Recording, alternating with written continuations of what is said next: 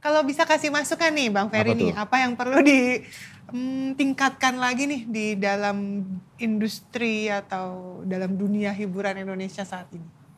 Ya kalau bicara industri hiburan tuh luas banget sebenarnya. Karena memang industri hiburan itu kan juga cukup menjanjikan ya sekarang. Cukup menjanjikan dari kita bicara ada beberapa sektor. Ini juga irisan juga sama ekonomi kreatif kan. Dalam artian seni pertunjukan, musik, film, apa namanya, outputnya mau ke TV atau mau kemanapun juga. Itu memang banyak beberapa tantangan-tantangan yang harus dihadapin. Terutama kepada para pelakunya. Nah mereka-mereka ini juga seharusnya diberikan ruang untuk bisa berekspresi, tapi juga harus terukur. Jangan semata-mata karena trafficnya secara individunya bagus, tapi karyanya sorry to say nggak oke gitu kan, nah, tapi malah dipaksakan untuk ditayangkan. Nah kayak gitu-gitu kan harusnya difilter lebih baik lagi. Benar-benar. Karena apalagi sekarang kita ada kalau untuk output TV kita ada komisi penyiaran ya kan. Nah, terus untuk film juga ada lembaga sensor. Nah, jadi kita juga harus bisa apa namanya menjaga ekosistem dunia hiburan ini bisa terjaga. Karena gini Benar sih. di Indonesia ini kita tuh ketinggalan memang dari sektor hiburan aja itu yang mendominasi saat ini tuh masih Hollywood. Iya, dan masih ya. Dan Korea dan Korea Selatan ya. dan Korea Selatan. No wonder mereka berdua tuh sebagai nomor 1 dan nomor 2 dunia di sektor ekonomi kreatif. Nah kita nih sekarang di nomor 3, tapi sayangnya bukan di sektor itu. Oh tapi? Di sektornya industri fashion, kuliner sama kriya.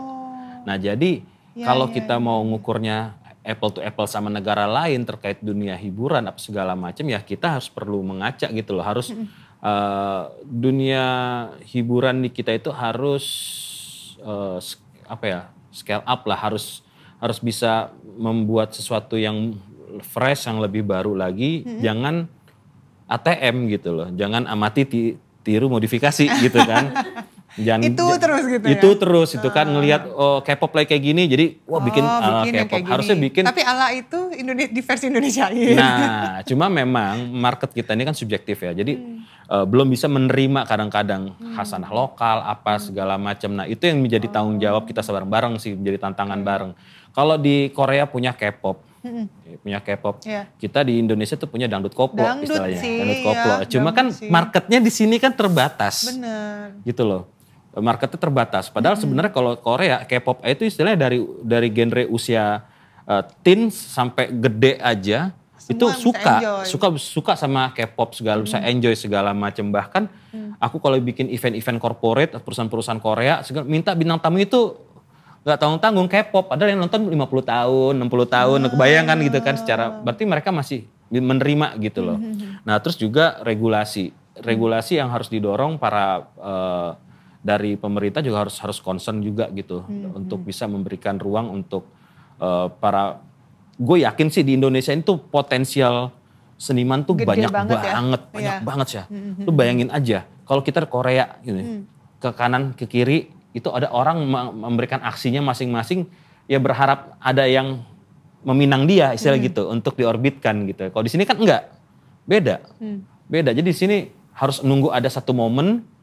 Harus ada satu acara, harus ada pemilihan apa gitu kan, audisi kayak gitu-gitu. Jadi ya itu tadi harus ada hadir pemerintah, apalagi kan sektor hiburan atau sektor ekonomi kreatif ini kan nyumbang PDB-nya kan surplus nih. Itu 1.400 triliun 2023. Jadi seharusnya tuh kita ya harusnya tuh diberi, bisa ya. Iyalah gitu loh. Nomor 2 loh ngasih. Apalagi jumlah penduduk Indonesia juga banyak banget gitu ya. Udah pasti kan yang chance untuk lebih hidup di dunia kreatifnya juga jauh lebih banyak. Bayangannya hampir 300 juta ya penduduk kita. 10% aja. Iya, harus lebih sih. Itu dong, 10% aja. Semua orang pasti enjoy kan ya. Enjoy dong gitu. Tapi ya itulah.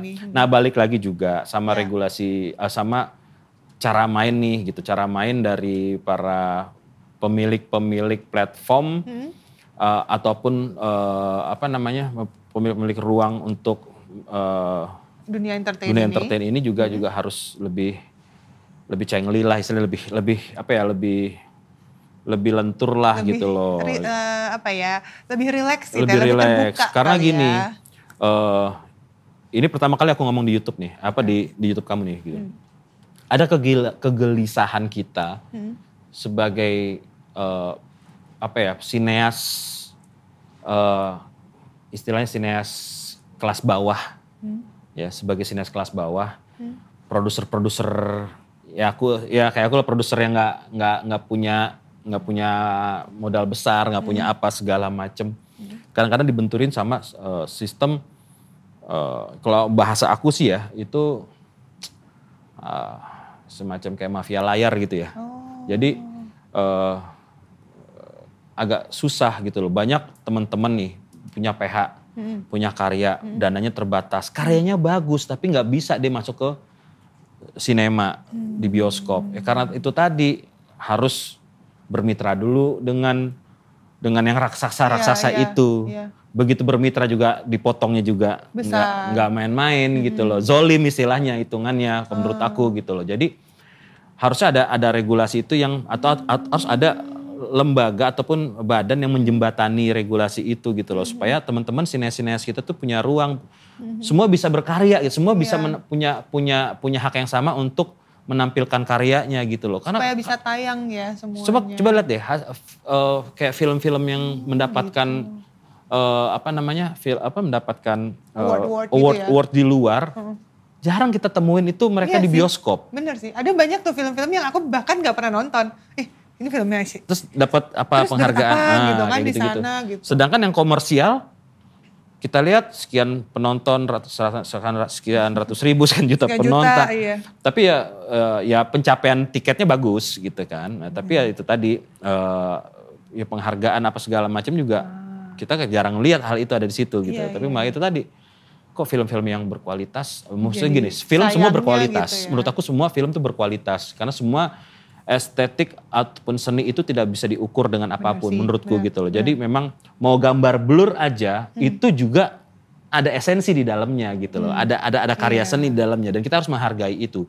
Cuma paling tidak berilah ruang tuh yang ideal, yang adil lah istilahnya gitu loh. Semua dapat kesempatan yang sama. Ya makanya nih aku ngomong kayaknya pemerintah perlu bikin bioskop negeri sih kayaknya. Iya sih, setuju sih. Gitu sih. Kayaknya udah banyak kita dorong ke Komisi 10 apa nih? Asik. Sebenarnya udah banyak banget kayaknya aku ngobrol sama produser, orang-orang di balik layar gitu ya.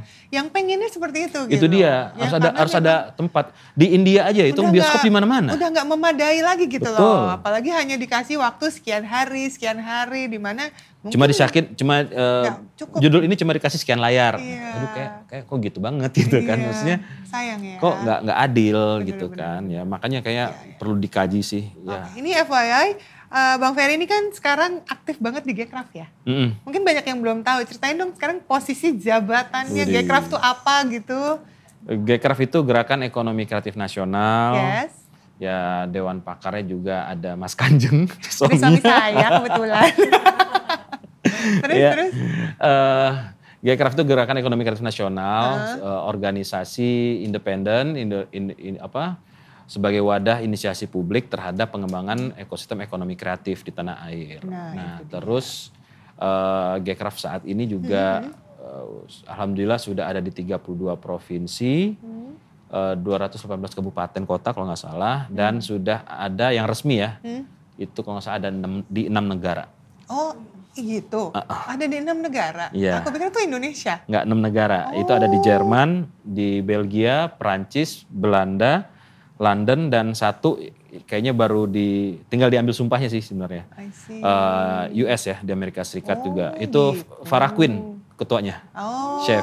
Wah, yang di sana. Betul, gitu loh. Jadi seperti itu karena gini kita kalau ngelihat teman-teman nih, kalau ngelihat salah satu Instagramnya Gcraft Belgia misalnya gitu.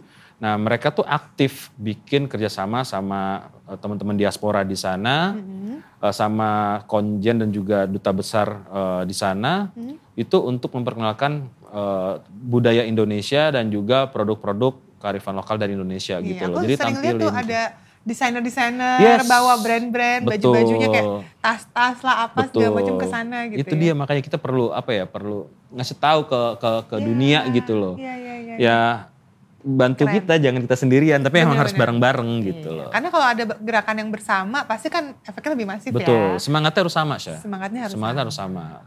Jadi seperti itu Gcraft dan tadi apa ya, jabatan ya? Jabatan saat ini? Jabatan aku sebagai Ketua Dewan Pimpinan Pusat.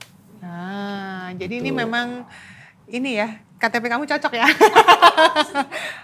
Iya kan? Sama seniman dong kan. Tapi aku dari bawah itu di Gcraft tuh aku dari Kadif, dari struktur yang paling bawah. Jadi kamu ada proses gitu. Mempercayai prosesnya.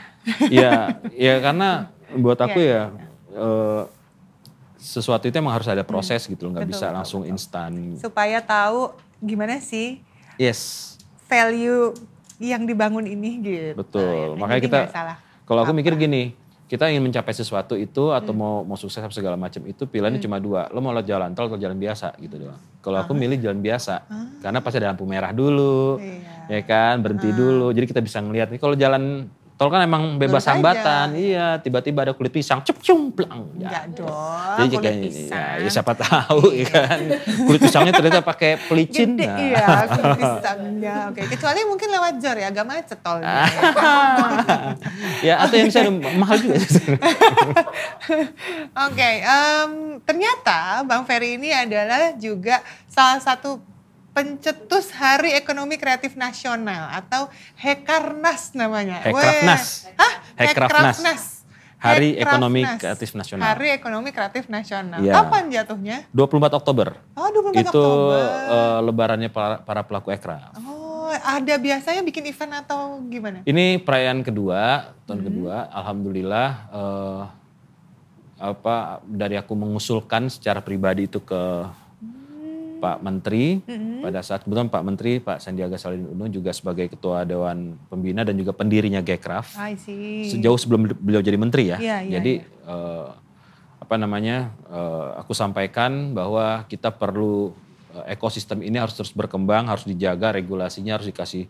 Jangan pelaku Gcraft itu jangan dikotak-kotakin, jangan dibatasin gitu kan. Karena proses kreatif itu kan harus diakomodir semuanya gitu loh. Nah terus aku mengacu juga ada beberapa pemikiran yang menjadi landasan yang paling utama kenapa aku harus mengusulkan Hari Besar Nasional tersebut. Alhamdulillah naskah akademik bersama tim, jurnalnya juga kita bangun kurang lebih 18 bulan. Aku sampai menyampaikan itu juga ke Komisi 10 DPR RI. Alhamdulillah proses dapat sambutan, dapat approval dan melanjut ke proses bernegara kurang lebih 18 bulan tersebut dan ditetapkan dengan keputusan menteri. Dan doakan kita nggak berhenti di sini, insya Allah setelah presiden terpilih dilantik, kita akan terus berproses untuk menuju Kepres atau keputusan presiden. Gitu. Ini sayangnya tayangnya setelah hari ini ya, setelah nggak apa-apa, hari ya, nggak apa-apa ya. Tapi ada rencana apa nggak nih untuk kedepannya Gcraft sendiri, mungkin kolaborasi dengan organisasi internasional atau gimana? Kalau gini loh, kalau di Gcraft itu kan masing-masing, kalau kita di DPP di pusat itu sifatnya kan supremasi ya dan juga regulasi. Jadi maksudnya gimana tuh? Jadi gini, kita menciptakan polisinya, membikin salah satu term and condition untuk teman-teman, untuk para organisasi DPW, DPC ataupun DPLN maksudku gitu. DPW itu Dewan Wilayah, DPC itu cabang, dan DPLN itu luar negeri. Mereka-mereka yang diberi mandat oleh kita dari pusat itu untuk menjalankan sesuai dengan aturan yang kita tetapkan gitu loh. Kita bikin aturannya, kita bikin batasannya, dan mereka melaksanakan dengan jejaring mereka sendiri gitu loh. Jadi mereka harus bisa mengembangkan itu di tempatnya mereka masing-masing. Jadi kalau kita itu justru lebih yang sifatnya lebih yang kalau di pusat tuh lebih ke strategis. Itu tadi kayak Hari Besar Nasional, nah terus juga gagasan yang mendasar gitu,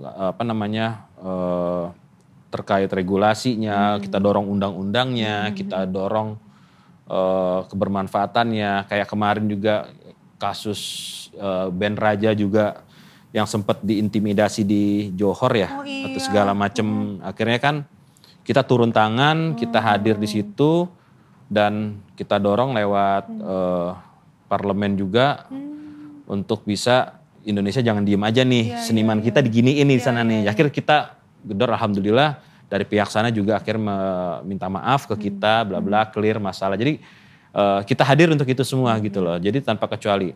Karena mikirnya gini, orang taunya kan ekonomi kreatif itu cuman paling kuliner. Apa sih yang termasuk itu sebenarnya sejauh apa sih? Ada 17 Kak. 17 subsektor.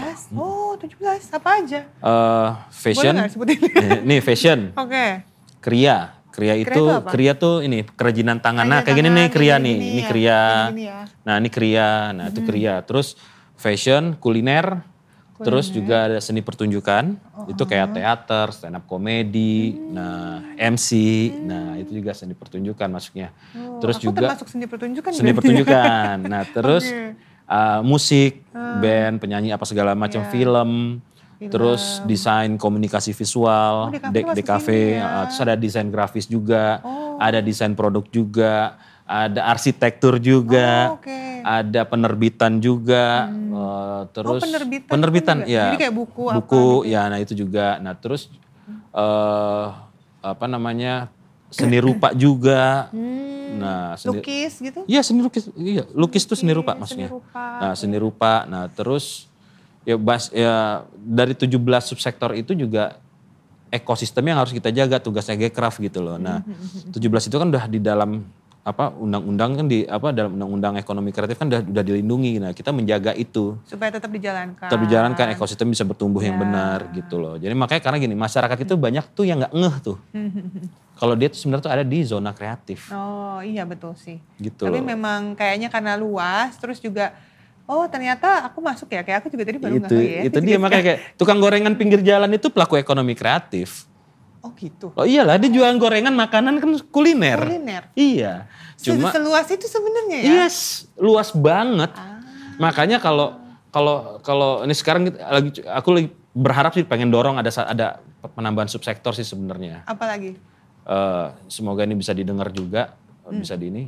Aku pengen dorong makeup artis sama barberman. Itu belum masuk ya? Itu belum masuk. Oh, padahal justru malah ini ya, menggambar melukis di wajah. Karena gini loh, makeup artis aja, sekarang tuh bisa dikatakan nggak ada yang murah loh.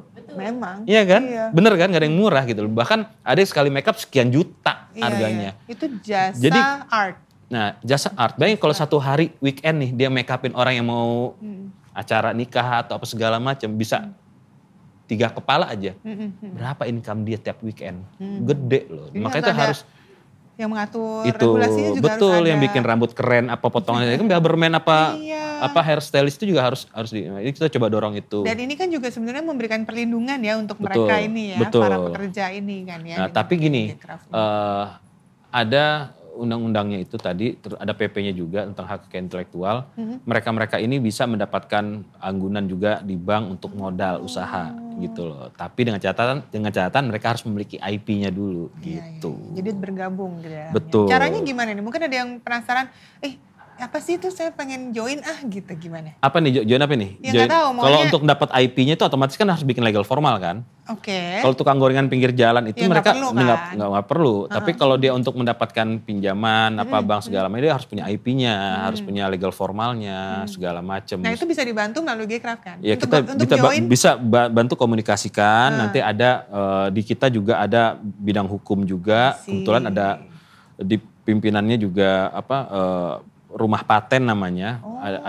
Ada entitasnya di situ. Jadi bisa ya dikomunikasikan di situ. Gimana caranya? Mungkin Lovely People ada yang penasaran.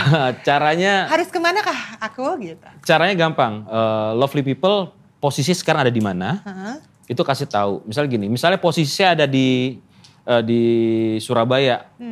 Tinggal di kota Surabaya. Ya udah langsung aja cari kok di Instagram tuh mau Gcraft lengkap ya? Surabaya udah keluar pasti.